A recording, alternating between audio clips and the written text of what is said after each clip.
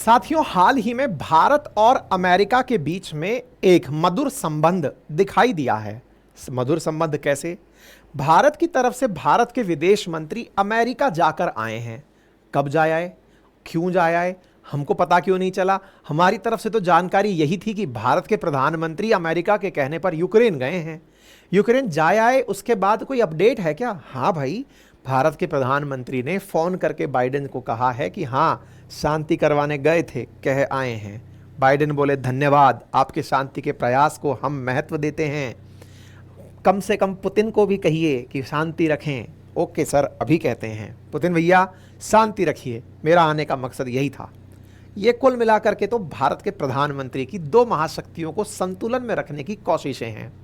इस बीच में भारत के विदेश मंत्री रेगुलर 2+2 वार्ता के तहत भारत के विदेश मंत्री और रक्षा मंत्री सामान्यतया हर साल अल्टरनेट तरीके से कभी भारत तो कभी अमेरिका में मुलाकात करते हैं। इस मिनिस्टीरियल मीटिंग को 2+2 वार्ता कहा जाता है। ऐसे में भारत के डिफेंस मिनिस्टर ऑस्टिन, जो कि अमेरिका के डिफेंस मिनिस्टर हैं, उनके साथ मिलने के लिए अमेरिका गए थे और वहां जाकर के दो बढ़िया एग्रीमेंट करके आए। उनमें से एक एग्रीमेंट था सिक्योरिटी ऑफ सप्लाई अरेंजमेंट का और दूसरा था हमारे अपने अधिकारी का एज ए लाइजन ऑफिसर बनाकर अमेरिकी कमांड पर उपस्थित रखने का।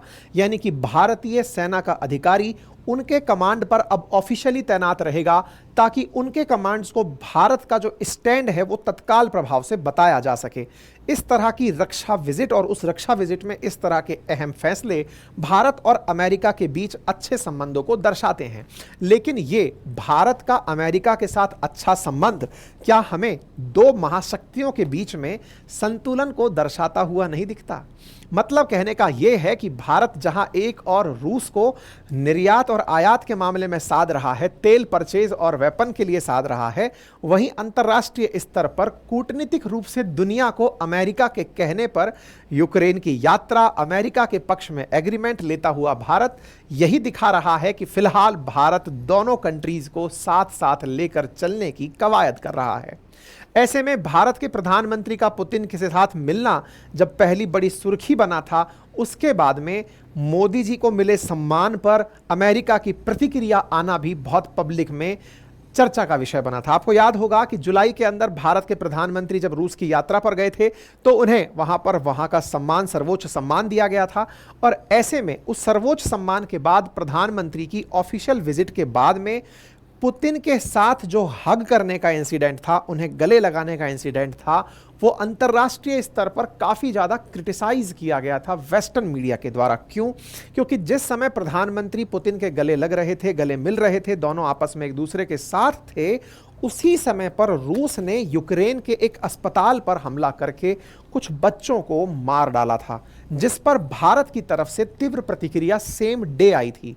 साथ ही साथ अमेरिका के द्वारा भी भारत को चेतावनी देते हुए कहा गया था कि यदि आपने रूस के साथ में कोई भी व्यापारिक समझौता रखा, अगर आपने इनके साथ में जो इकोनॉमिक रिलेशंस हैं अगर वो नहीं तोड़े, तो हम आपके ऊपर एक तरह का बैन लगा देंगे, आपको एक तरह से हम रोक देंगे। इस तरह की अमेरिकी धमकी हमें रशिया की यात्रा के बाद आई थी। भारत पुतिन से भी मिलकर आए, यानी पीएम मोदी पुतिन से भी मिलकर आए, इस पर अपना स्टैंड भी दुनिया के सामने रख दिया कि हम अपने पुराने मित्रों को छोड़ने वाले नहीं हैं। लेकिन उनके साथ मिलकर आए, साथ में जो इतने दिनों से, यानी कि कोरोना से पहले से और 2024 के बीच में जो हम रशिया के साथ या पुतिन के साथ नहीं मिल रहे थे, उस स्टैंड को भी कायम रखा, क्योंकि हम अमेरिका के सहयोगी यूक्रेन की भी यात्रा पर जाकर आए। हमारी ये दोनों यात्राएं दर्शाती हैं कि भारत दोनों का ही सहयोगी है, और इसको हमने ये कहते हुए सिद्ध भी किया कि हमको दोनों ही देश बुला रहे थे।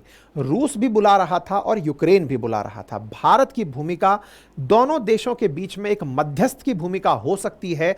ये इस बार भी सिद्ध हुआ जब यूक्रेन ने प्रधानमंत्री से कहा कि अगली पीस समिट हम लोगों के बीच में शांति स्थापित करने की, भारत में आयोजित करवाने का आप कष्ट करें।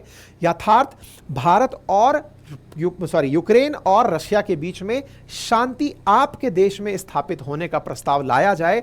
तो इस पर बहुत बेहतरी होगी। तो एक तरह से भारत दुनिया के सामने जिस स्टैंड को लेकर आगे बढ़ा, उसमें वो रूस के साथ भी दिखा तो यूक्रेन के साथ भी दिखा। ये दो महाशक्तियों को बैलेंस करने की भारत की नीति है, जो इस समय पब्लिक डोमेन में साफ दिखाई दे रही है। अर्थात हम एक तरह से इन सबको बैलेंस करने का प्रयास कर रहे हैं।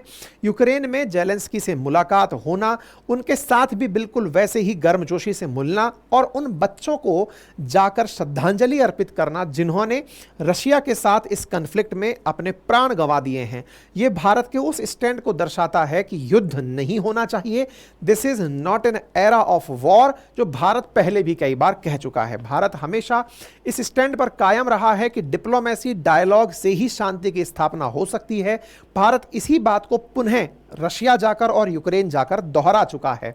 भारत की इस यात्रा से भारत की तटस्थता और संतुलन का जो बहुत महत्व है वो दुनिया के सामने स्थापित होता हुआ दिखाई दिया। भारत की इस यात्रा के मायने केवल यूक्रेन के लिए ही नहीं, अमेरिका के लिए भी खास थे। ये बात पता चलती है जब बाइडेन के द्वारा मोदी जी को एप्रिशिएट किया जाता है, प्रेज किया जाता है कि आप वहां गए और आपने डिप्लोमेटिक बैलेंसिंग एक्ट निभाया। इस बात को बाइडेन ने मोदी जी से फोन पर हुई वार्ता के बाद सोशल मीडिया पर शेयर करके लिखा। उन्होंने लिखा कि मेरी प्रधानमंत्री मोदी से बात हुई और हमने डिस्कस किया उनकी रिसेंट पोलैंड और यूक्रेन की यात्रा के बारे में और उनको बधाई दी। Commended him for his message of peace and ongoing humanitarian support for Ukraine. उनको बधाई दी गई किस बात के लिए? कि उन्होंने जो यूक्रेन के लिए शांति का मैसेज दिया और साथ में अपनी तरफ से जो मानवीय सहायता यूक्रेन को देने का काम किया, उसके लिए उन्हें बधाई दी गई। इसका मतलब यह हुआ कि अमेरिका इस पूरी घटना के पीछे था। जो लगातार हम आपसे कह रहे थे वो पब्लिक डोमेन में भी अब साफ दिखाई पड़ गया है। लेकिन भारत जैसा कि बैलेंसिंग एक्ट को जारी रख रहा है, इसने तुरंत बाद भारत के प्रधानमंत्री ने पुतिन को भी कॉल मिला ही दिया। यानी कि जैसे ही बाइडेन से बात हुई, तुरंत फिर पुतिन से भी बात हुई। भारत ने पुतिन के साथ भी फोन पर बात करके यही कहा कि सर शांति बनाए रखनी है। दुनिया भर के अखबारों ने इस खबर को तब भी कवर किया था कि क्या भारत दोनों देशों के बीच शांति स्थापित करवा पाएगा। बार बार कोई देश इनके बीच में अगर शांति का मशाल लेकर बैठा है तो देखना होगा कि दोनों देश कब मानेंगे। लेकिन भारत का हाल ही में जो ये बदला हुआ रुख है, ये बहुत सारे तरह से भारत की कोर्स करेक्शन को दिखाता है। भारत का अमेरिका और रशिया को संतुलित करने के प्रयास को दिखाता है। हालांकि पिछले कुछ सालों में जब से रशिया यूक्रेन कॉन्फ्लिक्ट शुरू हुआ है, तब से भारत केवल रशिया का पक्षधर ज्यादा दिखाई दे रहा था पब्लिक डोमेन में। उदाहरण के लिए जब 2023 का G20 हुआ, उस G20 में अमेरिका ने भारत के ऊपर खूब दबाव बनाया कि वो यूक्रेन को अपने यहाँ आमंत्रित करे, लेकिन भारत ने नहीं किया। जबकि इंडोनेशिया के अंदर जो बाली के अंदर समिट हुई थी, वहां पर जेलेंस्की पहुंच गए थे। दूसरा, जब 2022 के अंदर यूनाइटेड नेशन सिक्योरिटी काउंसिल में रूस के कब्जे के खिलाफ निंदा प्रस्ताव लाया गया था, तब भारत ने वोट देने से ही इनकार कर दिया था। 2024 में भी जब यूक्रेन के खिलाफ रूसी हमले रोकने के लिए वोटिंग हुई, तो भारत ने फिर से अपने आप को दूर कर लिया था। ऐसे में रूस और यूक्रेन की जंग की शुरुआत के बाद पश्चिमी देशों से रूसी तेल पर प्रतिबंध लगा दिए, लेकिन भारत तेल मंगाता रहा और वर्तमान में स्थिति यह है कि भारत इनके कुल तेल का लगभग 40% से ज्यादा खुद ही मंगा रहा है। इतना ही नहीं, भारत और रूस के बीच जहां पहले व्यापारिक संबंध बहुत ही कम स्तर के थे, वो बढ़कर $60 बिलियन क्रॉस कर गए हैं। 2030 तक वो $100 बिलियन तक पहुंच जाएंगे। ये वर्तमान में दर्शाता है कि भारत ने शुरुआती दौर में यानी कि मोदी 2.0 में रूस का खुलकर पक्ष लिया, लेकिन मोदी 3.0 अपने आप को बैलेंस करती हुई दिख रही है। अर्थात इस बार की जो सरकार है वो अमेरिका को बैलेंस करते हुए और उसे खुश करते हुए चल रही है। ऐसा वर्तमान के इन प्रयासों में, चाहे फिर वो यूक्रेन की यात्रा हो या भारत के रक्षा मंत्री का हाल ही में अमेरिकी दौरा हो। हालांकि भारत के रक्षा मंत्री का जो दौरा है वो उस समय पर हुआ जिस समय प्रधानमंत्री अमेरिका जा रहे थे। ये अपने आप में टाइमिंग के हिसाब से इस तरह के सवाल भले ही उठाए, लेकिन 2+2 वार्ता भारत और अमेरिका के बीच में पहले भी कई बार, लगभग 5 बार पहले भी हो चुकी है, if I am not wrong, ठीक है। ऐसे में वर्तमान में बड़ा सवाल यह है कि भारत की बदलती हुई इस राजनीतिक कड़ी में क्या भारत को भी कुछ लाभ हो रहे हैं? निश्चित ही, जब दो देशों को आप साधने निकलते हो तो दोनों से ही कुछ ना कुछ लाभ लेते हो। नुकसान केवल इतना होता है कि आप अपनी कोई स्पष्ट पहचान नहीं बना पाते, यानी कि आप अपने आप को जो विश्व गुरु बनाने के लिए निकले हैं वो ना बनाकर विश्व बंधु बनकर रहते हैं। अर्थात अभी भारत के लिए एक लंबी यात्रा, एक लंबा समय तय करना बाकी है, जब भारत दुनिया के सामने खुद को एक इंडिपेंडेंट स्टैंड पर खड़ा दिखाए। वो तभी संभव है जब भारत अपने आप में आत्मनिर्भर बने। आत्मनिर्भर बनने के लिए तेल जैसी बुनियादी आवश्यकताओं पर उसकी निर्भरता कम हो, और यह संभवतया तब संभव होगा जब भारत रिन्यूएबल एनर्जी में अपने हाथ पांव और तेजी से आगे चलाएगा। इसका मतलब यह है कि भारत को तेल के क्षेत्र में, रक्षा के क्षेत्र में आत्मनिर्भरता के लिए बहुत ज़्यादा मेहनत करने की आवश्यकता है, और इन्हीं के बाद संभवतया दुनिया के इन दो महाशक्तियों पर हमारी निर्भरता कम होगी। ऐसे में भारत के द्वारा अपने विदेश मंत्री की यहाँ की जो यात्रा है वो हमारे लिए क्या लेकर आई, अब उस पर चर्चा करते हैं। भारत और यूएस के बीच में वर्तमान में जो डिफेंस के अंदर एग्रीमेंट्स हुए हैं उन्हें जानते हैं। राजनाथ सिंह जी 23 तारीख को, जब मोदी जी यूक्रेन की यात्रा पर थे, तब ये अमेरिका की यात्रा पर थे, और उस समय इन्होंने वहां जाकर के भारतीय कम्युनिटी से मुलाकात की, और यहां पर जाकर के प्रॉपर तरीके से यहां पर ऑफिशियल मीटिंग ज्वाइन की, और इस मीटिंग में इन्होंने 2 एग्रीमेंट साइन किए। एक था security of supply arrangement and the arrangement for positioning of Indian officer eight की यूएस कमांड। ये 2 मेजर इवेंट थे जो यहां पर हुए, यानी एक SOSA सोसा एग्रीमेंट था, और दूसरा लाइजन ऑफिसर का अमेरिकी कमांड पर नियुक्ति का एग्रीमेंट था। डिफेंस मिनिस्टर राजनाथ सिंह जी जब पहुंचते हैं तो यूएस के साथ में एक बड़ा एग्रीमेंट करके आते हैं। जो 2 नए एग्रीमेंट होते हैं उन्हें मैं अब आपको थोड़ा सा बताता हूं। पहला एग्रीमेंट है सिक्योरिटी ऑफ सप्लाई अरेंजमेंट, और दूसरा है लाइजन ऑफिसर एग्रीमेंट। इनमें होना क्या है? असल में इन दोनों एग्रीमेंट में जो पहला है, that is security of supply arrangement, इसमें कभी अगर अमेरिकियों को भारत से कोई सामान की जरूरत पड़े, किसी समय कोई युद्ध चल रहा हो, उस समय उन्हें भारत से किसी भी सहायता की जरूरत पड़े तो भारत उन्हें उपलब्ध कराएगा, और जब भारत को जरूरत पड़े तो अमेरिका उपलब्ध कराएगा। सोसा एग्रीमेंट दोनों कंट्रियों को रेसिप्रोकल प्रायोरिटी सपोर्ट देने के लिए। कैसी चीजों का रेसिप्रोकल? रेसिप्रोकल का मतलब है मैंने आपको दिया तो आपने मुझे दिया। Critical goods and services for national defence, यानी कि राष्ट्र की सुरक्षा के लिए कभी मुझे आवश्यकता पड़े कि अमेरिका मुझे कोई वेपन दे, एम्यूनिशन दे, फाइटर जेट दे, तो अमेरिका मुझे उपलब्ध कराए। वहीं दूसरी ओर अगर अमेरिका को जरूरत पड़े भारत की तो भारत उसे उपलब्ध कराए। आपके दिमाग में प्रश्न बनेगा, अमेरिका को भारत की क्या ही जरूरत पड़ सकती है? यह आपकी गलतफहमी हो सकती है, लेकिन अमेरिका की नहीं। क्यों? अफगानिस्तान पर अमेरिका एक दिन हमला करेगा, यह शायद किसी ने नहीं सोचा होगा 2001 से पहले। जब तक 9/11 नहीं हुआ था तब तक अमेरिका के लिए अफगानिस्तान हमले की जगह नहीं था, लेकिन जब उसे अमेरिका ने अफगानिस्तान पर हमला करने की ठानी तो उसे पाकिस्तान के एयर बेसिस की जरूरत पड़ी थी, और उसे पाकिस्तान से मित्रता रखनी पड़ी थी। अर्थात ऐसे समझिए कि आज जो इंडिया की पोजीशनिंग है इंडो पैसिफिक में, वो इतनी मायने रखती है कि अगर कल को चाइना के साथ अमेरिका का कोई भी कन्फ्लिक्ट होता है, ऐसे में भारत के एयर बेसेस अमेरिका के लिए एसेट की तरह काम करेंगे, क्योंकि अमेरिका इंडिया को, जापान को, फिलीपींस को, इन सब देशों को अपने लिए चाइना के खिलाफ यूज कर सकता है। और अमेरिका एनी टाइम इस तैयारी में रहता है कि उसे कब किससे युद्ध करना पड़ जाए। वो हर किसी को अपना शत्रु मानकर ही चलता है, वो भारत को भी शत्रु मानता है, इसीलिए बांग्लादेश के साथ सेंट मार्टिन आइलैंड मांग रहा था। अर्थात वो हर किसी का चेक एंड बैलेंस लेकर चलता है, और उस चेक एंड बैलेंस में वो भारत से रक्षा सहयोग में इस प्रकार की आवश्यकताएं रखता है।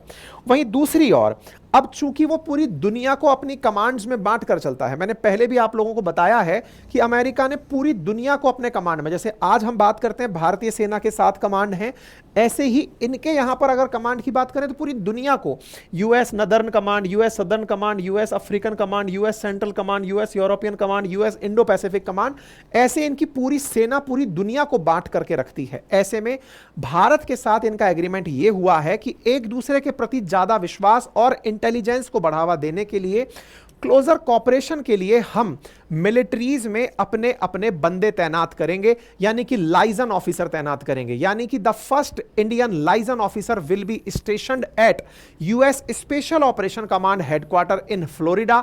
यानी कि एक प्रकार से यह समझिए कि जहां सोसा एग्रीमेंट एक दूसरे को तुरंत लाभ पहुंचाएगा, वहीं दूसरा एग्रीमेंट है लाइजन ऑफिसर की तैनाती का, कि अब हमारा एक आदमी उनके साथ वहां पर रहेगा। अब आप पूछेंगे ये तो हमारे लिए अच्छा है, हमें पता रहेगा कि उनके यहां पर हमारा एक आदमी तैनात है जो कि खट से उनको सूचना दे देगा कि हां सर हम आपसे ये चाहते हैं, हमारे देश में ये हो गया है। अब इसका रिवर्स करिए, अमेरिका इसका रिवर्स उपयोग क्या करेगा? वो तो रिवर्स उपयोग भी सोचता है ना, कि आपके डिफेंस मिनिस्ट्री को तुरंत एक सूचना पहुंचानी है। इसको आप ऐसे समझिए, जब किन्हीं दो देशों के बीच अमेरिका डिप्लोमेटिक रिलेशन रखता है तो डिप्लोमेटिक रिलेशन में वो एम्बेसी और कॉन्सुलेट खुलवाता है, वाणिज्यिक व्यापार के लिए कॉन्सुलेट खुलवाता है और व्यापारिक रूप से रखने के लिए डिप्लोमेट्स के लिए एम्बेसी खुलवाता है। अब लाइजन ऑफिसर सेना के बीच में कनेक्टिविटी को बढ़ाने के लिए होगा। अमेरिका को लगा कि हां भाई आपकी सेना को बोलो वहां जाकर के यमन के खिलाफ हमला करना है, वहां पर वो तैनात हो, इधर से हम आ रहे हैं। भारत का रवैया आक्रामक कभी भी नहीं रहा, लेकिन अमेरिका कभी भी डिफेंसिव नहीं रहा, वो हमेशा आक्रामक ही रहा है। ऐसे में भारत का उपयोग भी वो एज ए असेट कर सकता है।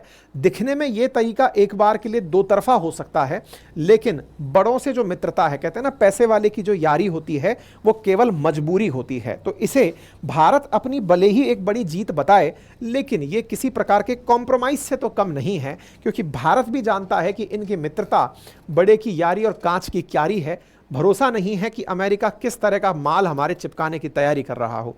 अभी हाल ही में भारत ने कुछ हजारों गन्स का भी इनको ऑर्डर प्लेस किया है। खैर, अंतर्राष्ट्रीय स्तर पर भारत का ये जो प्रयास है वर्तमान में भारत की पोजीशनिंग को स्ट्रांग करता है, क्योंकि भारत अमेरिका और रूस दोनों को ही बैलेंस करके चल रहा है, ताकि एक दिन हम आत्मनिर्भर हों, मेक इन इंडिया से हम वहां तक पहुंचे जहां से हम खुद भी खड़े होकर अपने स्टैंड को ले सकें। हर भारतीय को आवश्यकता है इस बात को समझने की कि हम झूठा घमंड अपने अंदर ना पालें कि हम एक बहुत बड़ी आर्थिक महाशक्ति बन गए हैं, अब हम अमेरिका को नचा सकते हैं, कि अब हम रशिया को नचा सकते हैं, कि हम चाइना को। जी नहीं, आप समझिए कि आप ग्रो कर रहे हैं, एक दिन भारत बहुत बड़ा बनेगा, लेकिन आवश्यकता है कि आप और हम इस बात को पहले अच्छे से समझें कि अभी हम कहां पर पीछे चल रहे हैं। आप और हम इस बात को भी समझें कि हम किन क्षेत्रों पर अच्छे से काम करें, भारत को किस तरह से दुनिया की आर्थिक महाशक्ति बनाने के लिए कार्य करें। यह जानना बहुत आपके लिए आवश्यक होगा। बाकी आप इस विषय पर क्या सोचते हैं, अपनी राय कमेंट बॉक्स में जरूर रखें। भारत के अमेरिका के साथ और रशिया के साथ जो ट्रेड्स हैं उस पर हमने आपके लिए यहाँ स्लाइड्स लगाई हैं, जो कई बार पहले भी डिस्कस हुई हैं।